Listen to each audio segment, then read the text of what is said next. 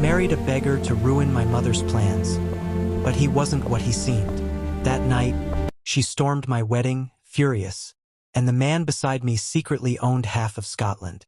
Hidden beneath his land was a secret powerful enough to destroy every family she controlled. This isn't love. This is war. The rain fell over the ancient streets of Edinburgh like a curtain of silver needles, soaking the stone walls and dark alleys that had watched centuries of secrets unfold. That night, I stood beneath the flickering light of a cathedral lantern, wearing a wedding dress that felt heavier than armor. It was not the weight of silk or lace that burdened me. It was the weight of betrayal. My name is Eleanor Whitmore, daughter of Margaret Whitmore, the most feared and respected woman in the northern counties of Scotland. To the world, my mother was a philanthropist, a landowner, a woman of grace who hosted extravagant galas and funded historical preservation projects. But behind the polished smile and diamond necklaces was a mind colder than the Highland winter. My mother didn't believe in love. She believed in power, and I had just destroyed her greatest plan. The man standing beside me at the altar was someone no one in my family expected me to marry. His coat was worn, his boots were scuffed, and his dark hair carried the scent of the rainy streets. To most of the city, he was nothing more than a beggar who wandered through the markets asking for coins and scraps of bread. But the truth about him was far darker and far more dangerous. His name was Alistair Blackwood, and he owned half of Scotland. Of course, no one knew that. Not the priests, not the guests who whispered behind their gloved hands, and certainly not my mother, who at that very moment was speeding toward the cathedral with fury burning in her chest. You see, my mother had already arranged my future. For years, she had been planning my marriage to a wealthy aristocrat named Victor Calder. He was cruel, arrogant, and twice my age, but that didn't matter to her. The Calder family controlled shipping routes across the North Sea, and by marrying me into that family, my mother would have gained unimaginable influence over Scotland's trade. To her, I was not a daughter. I was a transaction. For months, I smiled politely while she spoke about the wedding as if it were already decided. She showed me sketches of dresses, banquet halls, and guest lists filled with dukes and politicians. She never once asked what I wanted. But 3 weeks before that planned wedding, something happened that changed everything. I met the beggar. It was a cold evening when I first saw him sitting outside a bakery on Royal Mile. His clothes were torn, but his eyes, those eyes were different. They carried an intelligence that didn't belong to a man begging for coins. I remember handing him a small piece of bread. When he looked up at me, he didn't thank me the way most beggars did. Instead, he studied me like someone reading a book. "Your kindness is wasted on me," he said quietly. His voice was calm, almost amused. I should have walked away. But curiosity is a dangerous thing. "What do you mean?" I asked. He leaned back against the wall and glanced at the grand carriages passing through the street. "You're the daughter of Margaret Whitmore," he said. "A woman who collects power the way others collect art." The fact that he knew my mother's name made my stomach tighten. "Everyone knows my mother," I replied. "Not the way I do." That was the moment I realized something was wrong. This was no ordinary beggar. Over the following days, I found myself returning to that bakery again and again. Each time, he was there, sitting in the shadows as if the city itself belonged to him. We talked about everything: history, politics, the ancient clans of Scotland. His knowledge was endless, and every conversation revealed pieces of a life far more complex than the rags he wore. But the truth came 1 week later. That night, he didn't sit on the street. Instead, he invited me to follow him. Against every instinct I had, I did. We walked through narrow alleys, past abandoned buildings and rusted iron gates, until we reached a massive stone estate hidden behind towering walls. I stared at the iron gates in disbelief. "Why are we here?" I asked. He pushed the gates open, and the guards inside bowed to him. Not politely, obediently. That was when he told me the truth. Alistair Blackwood was the secret heir to one of the oldest landowning families in Scotland. His family had controlled estates, forests, and ancient castles for generations. Their wealth was so vast that much of it was hidden behind layers of companies and trusts. But Alistair had disappeared from society years ago. He had chosen to live among the poor, watching the world from the shadows. Power reveals who people really are, he told me as we walked through the enormous halls of the estate. And what about you? I asked. He smiled faintly. I'm still deciding. When he learned about my mother's plan to marry me to Victor Calder, his expression darkened. That marriage will destroy you, he said. I know, I whispered. Then he said something that changed my life forever. Marry me instead. First I laughed. It sounded insane. But the more I thought about it, the more it made sense. If I married Alistair, my mother's entire plan would collapse. She would lose the alliance with the Calder family, and for the first time in her life, she would lose control. So that rainy night in Edinburgh, I stood beside the man the city believed was a beggar. The priest had just begun the vows when the cathedral doors burst open. My mother stood there, her face pale with rage.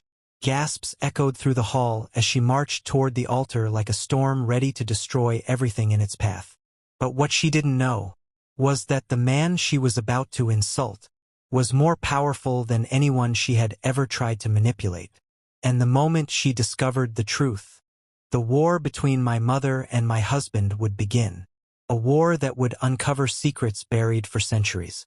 And before it ended, someone in our family would be dead. The cathedral fell into a suffocating silence the moment my mother stepped through the doors. The echo of her heels striking the marble floor carried across the hall like a warning. Every guest turned to look at her, and the whispers that followed felt like the stirring of a storm.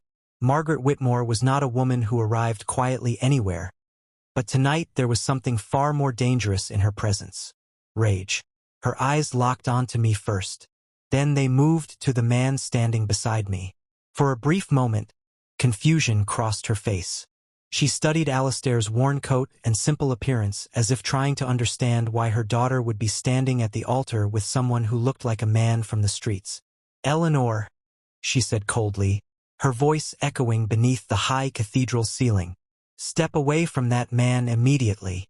The priest froze in the middle of the ceremony, unsure whether to continue or flee. My hands trembled slightly, but I didn't move.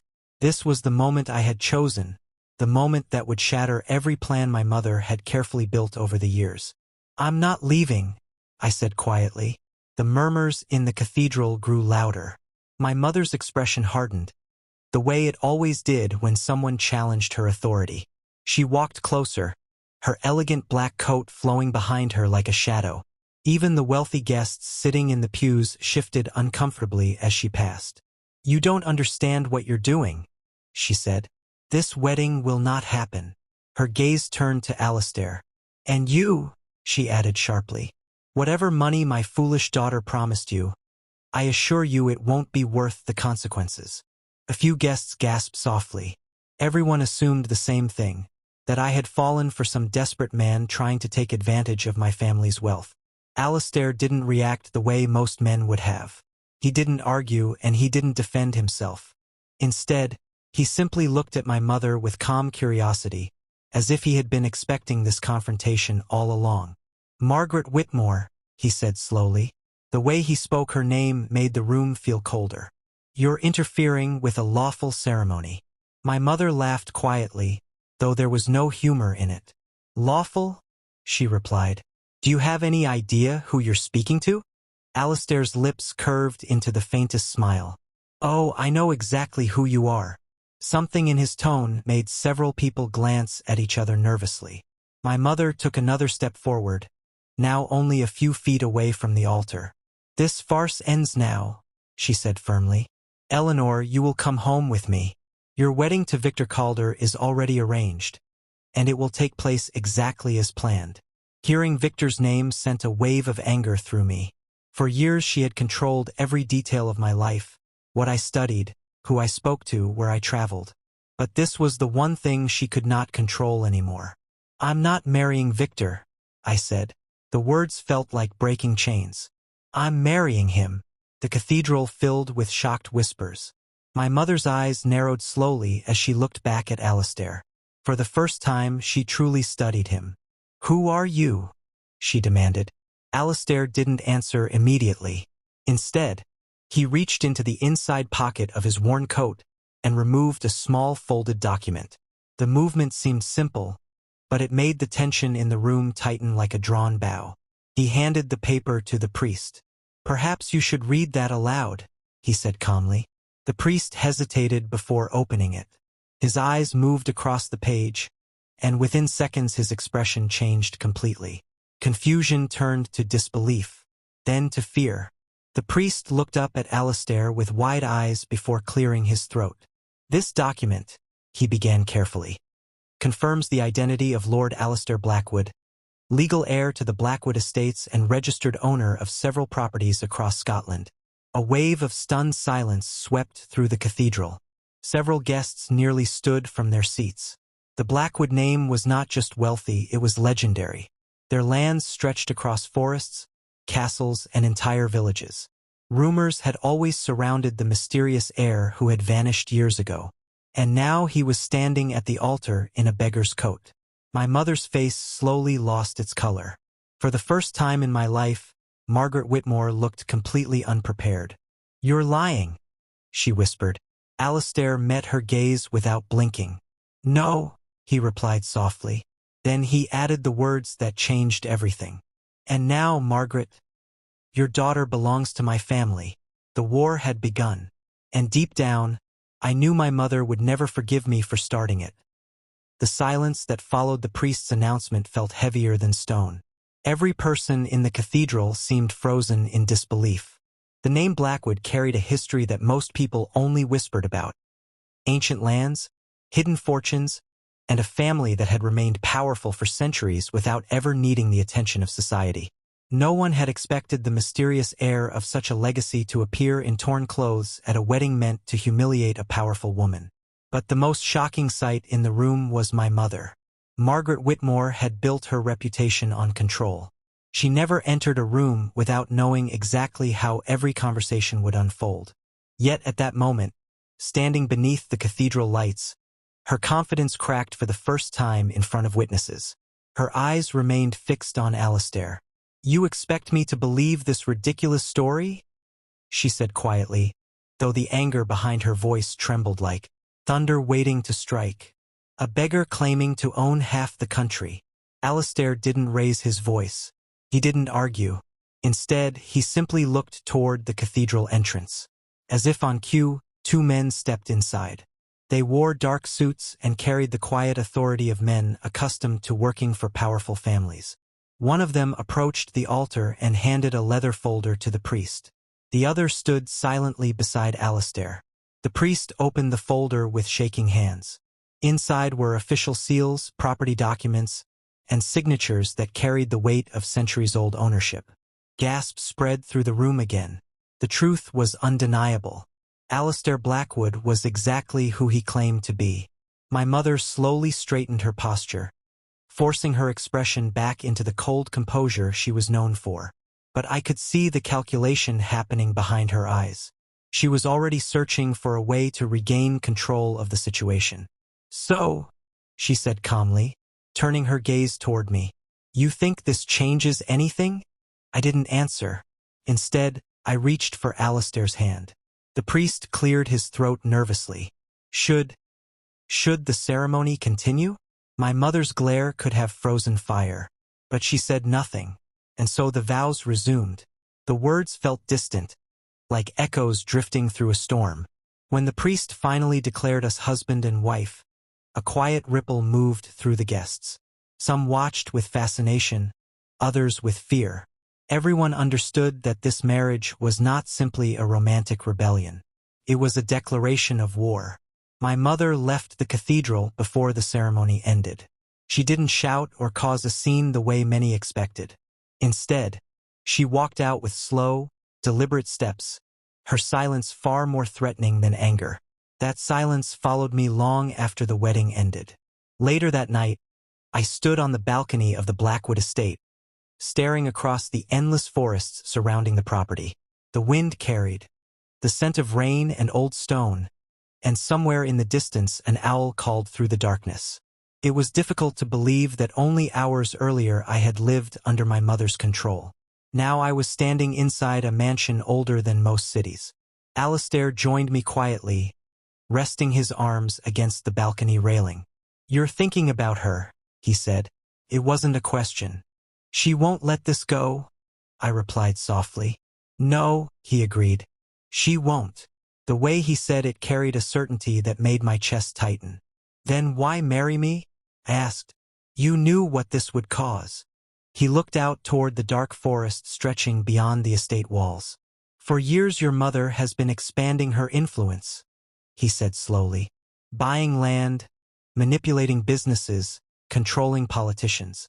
She's been moving pieces on a board most people can't even see." A chill ran through me. And the land she wants next belongs to my family. The truth settled over me like cold rain. This wasn't just about stopping my marriage to Victor Calder. My mother had been planning something much larger. "What kind of land?" I asked carefully. Alistair hesitated before answering. "The oldest Blackwood property," he said. "A place your mother has been trying to buy for years. And you refused." "Yes." The wind rustled through the trees again, louder this time. "What's so important about it?" I asked. Alistair turned to look at me, and for the first time since I met him, his calm expression darkened. "Because that land," he said quietly, "is hiding something powerful enough to destroy every family connected to it." A long silence followed his words. Then he added something that made my heart stop. "And your mother already knows where it is." In that moment I realized something terrifying. My marriage hadn't just ruined my mother's plan. It had placed me directly in the center of a secret that powerful families had been protecting for generations. And somewhere in the darkness beyond the estate walls, my mother was already preparing her next move. The night after our wedding, sleep refused to come. The walls of the Blackwood estate felt alive with whispers of history, every hallway holding stories that had never been written down. I lay awake long after the estate had fallen silent, staring at the ceiling while Alistair's words echoed in my mind. The land is hiding something powerful enough to destroy every family connected to it. Those words carried a weight that made my chest tighten. Before that night, I believed my mother's ambition revolved around wealth and influence. She had spent years manipulating business alliances and political relationships, always searching for greater power. But now I was beginning to understand that her obsession with the Blackwood lands had never been about simple ownership. She had been searching for something, and Alistair knew exactly what it was. The next morning, the estate was wrapped in thick fog that drifted through the surrounding forest like a living thing. I found Alistair in the massive library, standing beside a long wooden table covered in old maps and documents. Sunlight struggled through the tall windows, illuminating centuries-old books stacked along the walls. The room smelled of dust, ink, and history. "You didn't sleep either," I said quietly. Alistair glanced up from the map he was studying. "No," he replied. His eyes looked sharper than usual, as if he had spent the entire night thinking about something dangerous. I stepped closer to the table and studied the maps spread across it. Some of them looked incredibly old, their edges worn and yellowed with age. Strange markings covered the center of one particular map. "What is this place?" I asked. Alistair rested his hand on the map. "This," he said, "is the original Blackwood territory." The map showed an enormous stretch of land deep within the Scottish Highlands. Dense forests, steep cliffs, and valleys that looked untouched by modern development. Near the center of the map was a small mark circled in faded ink. "That area," he continued, pointing toward the circle, "is where everything began." A cold feeling settled in my stomach. "Began what?" Alistair took a slow breath before answering. 300 years ago, the Blackwood family discovered something buried beneath that land, something that was never meant to be found. His voice had lowered, almost as if the walls themselves might be listening. "An object?" I asked. He shook his head. "No, a record." I frowned slightly, trying to understand. "What kind of record?" "The kind that powerful families would kill to keep hidden." Alistair walked toward one of the tall bookshelves and removed a thick leather journal. The cover looked ancient, its surface cracked with age. This journal belonged to my ancestor, William Blackwood, he explained as he placed it carefully on the table. He was the one who first discovered what was hidden beneath the land. I opened the journal slowly. The pages were filled with careful handwriting, written in dark ink that had faded over centuries. But one passage stood out immediately. A list of names. Dozens of them. Beneath the names were short descriptions. Secret deals, illegal trades, betrayals, and crimes that powerful families had committed in order to build their fortunes. My eyes widened as I realized what I was looking at. "This is evidence," I whispered. Alistair nodded. "For centuries, Scotland's most powerful families have protected each other's secrets. That journal is proof of everything they've done." The realization hit me like a sudden storm. If this became public, half the country's elite would fall, he finished quietly. I looked back at the journal, my hands trembling slightly. "And the journal is buried under that land?" "Yes." I slowly closed the cover, my heart racing. "And my mother knows about it." Alistair's silence confirmed the truth. Margaret Whitmore had never simply wanted the land for business expansion. She wanted control of the evidence hidden beneath it. "If she gets it," I said slowly, "she could blackmail every powerful family connected to those crimes." Alistair nodded again. "And that would give her more power than anyone in Scotland." A heavy silence filled the library. For the first time, I truly understood how dangerous this situation had become. My mother was not the type of person who would abandon a plan once she had come this close to success. She would fight, and she would destroy anyone who stood in her way. Just as I was about to speak again, the large wooden doors of the library suddenly burst open. One of the estate guards rushed inside, his face pale. "Lord Blackwood," he said urgently.